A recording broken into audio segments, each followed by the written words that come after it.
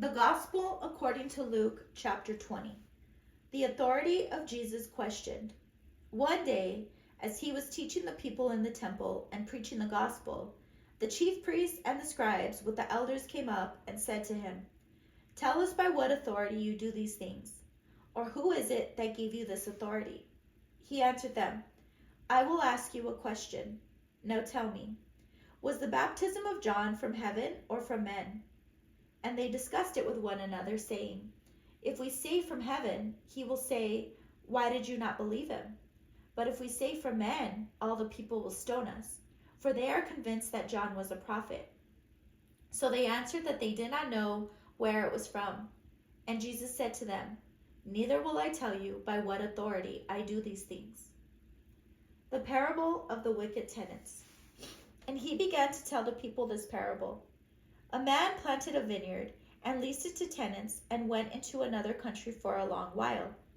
When the time came, he sent a servant to the tenants that they should give him some of the fruit of the vineyard. But the tenants beat him and sent him away empty-handed. And he sent another servant. Him also they beat and treated shamefully, and sent him away empty-handed. And he sent yet a third. This one they wounded and cast out. Then the owner of the vineyard said, "What shall I do? I will send my beloved son. It may be they will respect him." But when the tenants saw him, they said to themselves, "This is the heir. Let us kill him, that the inheritance may be ours." And they cast him out of the vineyard and killed him. What then will the owner of the vineyard do to them? He will come and destroy those tenants and give the vineyard to others. When they heard this, they said, "God forbid."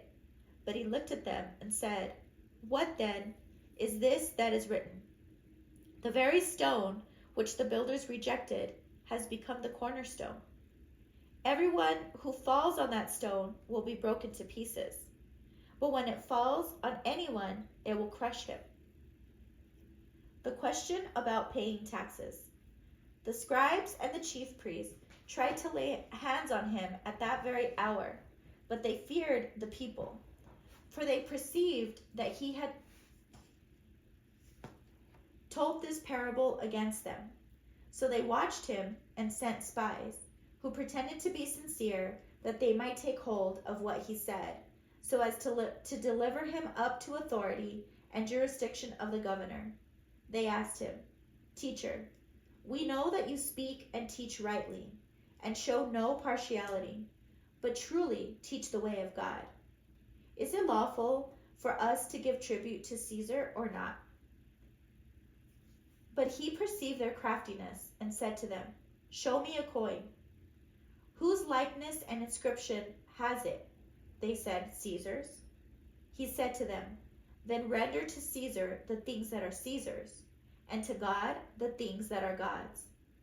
And they were not able, in the presence of the people, to catch him by what he said, but marveling at his answer, they were silent. The question about man's resurrection. There came to him some Sadducees, those who say that there is no resurrection. And they asked him a question, saying, "Teacher, Moses wrote for us that if a man's brother dies, having a wife but no children, the man must take the wife and raise up children for his brother. Now there were 7 brothers. The first took a wife and died without children. And the second and the third took her, and likewise all 7 left no children and died. Afterward the woman also died. In the resurrection, therefore, whose wife will the woman be? For the 7 had her as a wife."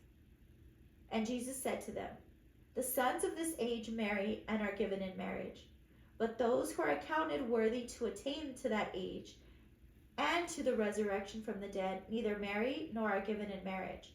For they cannot die any more, because they are equal to angels and are sons of God, being sons of the resurrection.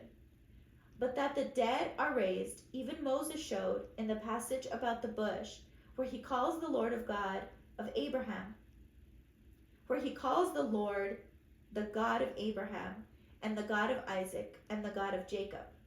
Now he is not God of the dead, but of the living. for all live to him. And some of the scribes answered, Teacher, you have spoken well, for they no longer dared to ask him any question. A question about the Messiah. But he said to them, How can they say that the Christ is David's son? For David himself says in the book of Psalms, The Lord said to my Lord, Sit at my right hand, till I make your enemies a stool at your feet. David thus calls him Lord, so how is he his son? Jesus denounces the hypocrisy of the scribes. And in the hearing of all the people, he said to his disciples, Beware of the scribes, who like to go about in long robes, and love salutations in the marketplaces, and the best seats in the synagogues, and the places of honor at feasts, who devour widows' houses, and for a pretense make long prayers. They will receive the greater condemnation.